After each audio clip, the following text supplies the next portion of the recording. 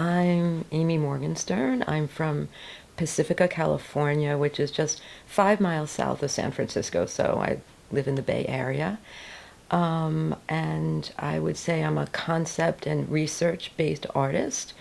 I write, I do graphic design, typography, and I create objects to circulate into the world. So I have a day job. I run an educational business, and I do my artwork in the margins of that life. And a few things come to me. People, when I talk about my life, and if I'm, not always super positive about it, people say to me things like, well, you have art as your hobby. But my art is not a hobby. It's a very serious, intellectual, activist, and enterprising project. I was 9 years old, and I lived in the suburbs of New York City, and my mom announced one morning that we were going to watch a special TV show. And I believe this was 1974. And the actress Marlo Thomas, whom we all knew, she was very famous at the time, she created, I don't know if she created it, but she was featured with other actors in a show called Free to Be You and Me. And the show had a bunch of skits that advocated for equality. One of the skits that I remember was a man singing "It's All Right to Cry" to boys. So it was not only advocating for female equality, it was trying to get men and boys to shake loose of masculinity. The biggest difference between my feminism when I was younger and now is, I would say, absolutely anti-racism. So when I was in college, I was president of the Women's Center, and in fact, I was named class feminist in high school. Also class flirt, which is interesting, and I do think that I'm a feminist, and I think that I'm very flirty. I'm not sure everyone would agree with the second part, but I think that I am. I went to a statewide student conference, and I had already taken the class Black Women Writers in college. I felt myself to be, a little bit versed. And there was a workshop on working with women of color. And I, looking back on it, reflecting back on it, I think I entered the workshop with this attitude of, how can I help? How can I help women of color? And the other big issue at the time, this was the late 80s, was the anti-porn movement. And I walked into that workshop, and there were two Latino women who really came at us. And they were really pissed off at that anti-porn workshop, and they felt that it really detracted from the real material conditions of women, and especially women who weren't white women. And I wouldn't say we were scolded. I don't want to give that negative connotation, but we weren't as embraced as privileged helpers, which was, I guess, on some level, a shock to my system. They basically told us, women of color experience a kind of discrimination that you can't imagine. And if you really want to help us, if you really want to work with us, you need to work in coalition with us. And it was just a true awakening. So yeah, I think that my feminism evolved from being, white middle-class kid in the suburbs of New York through anti-racism and, well, incorporating that, of course, becoming more coalition-minded in my activism at the time. And then when I became a professor, my first course that I taught, which was called Women and Philosophy, you could not have the word feminism in the title because it was a Catholic university, but I taught some amazing radical stuff. The very first text that I taught a sea of white kids in the Midwest was from Kimberly Crenshaw, and it was a feminism class, but we talked about Rodney King and the illegitimacy of the claim that there's reverse racism. Yeah, my feminism developed into something that, could regard empirical reality more comprehensively and not be stuck at the level of ideology.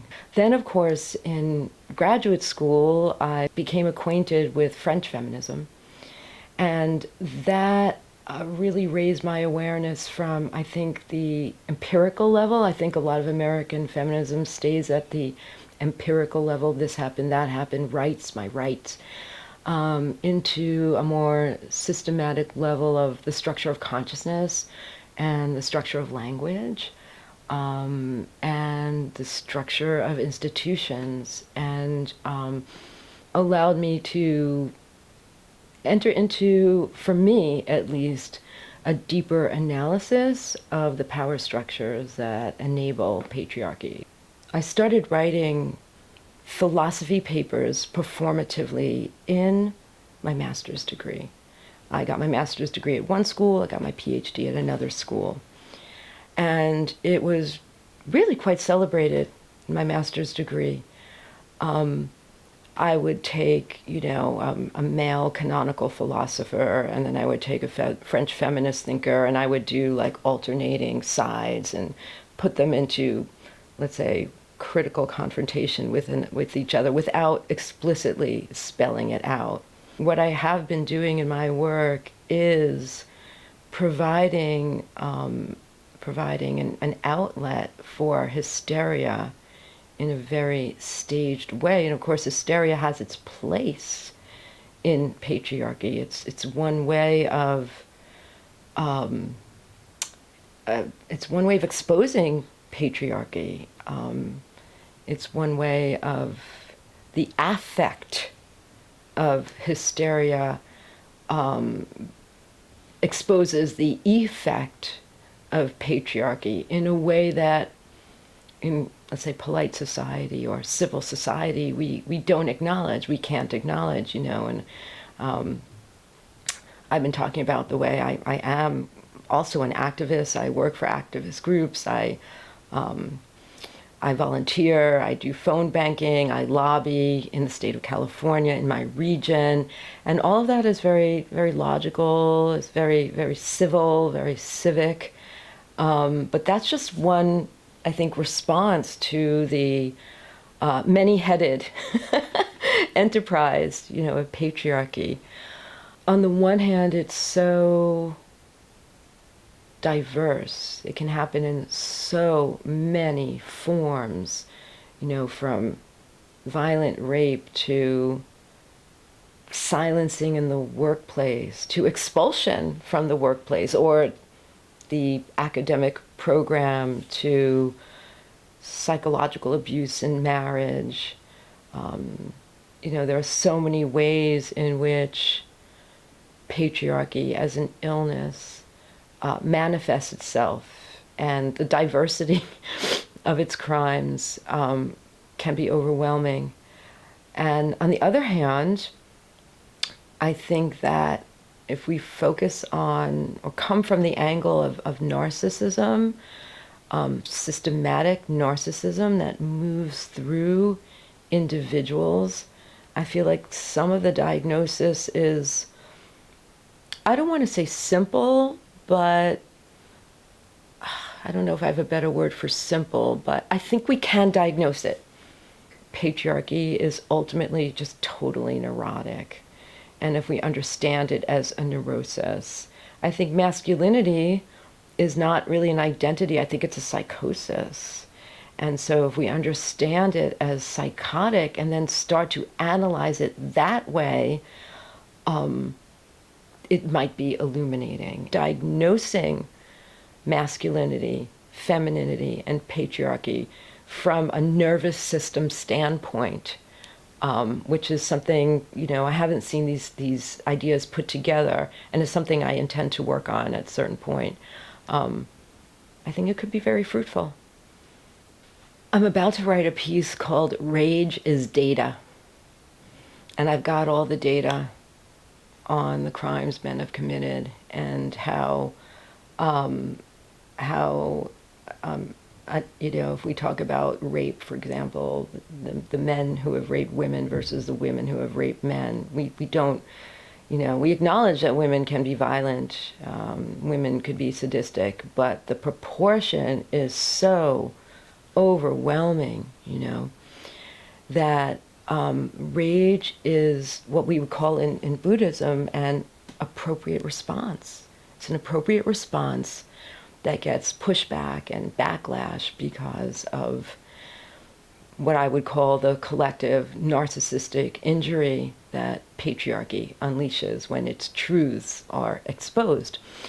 So, rage unfiltered, not mediated, not metabolized, not finding form it's just ineffective. It's a form of hysteria. I mean, that's just what it is, But we can funnel it, we can mediate it so that it becomes a source of creation.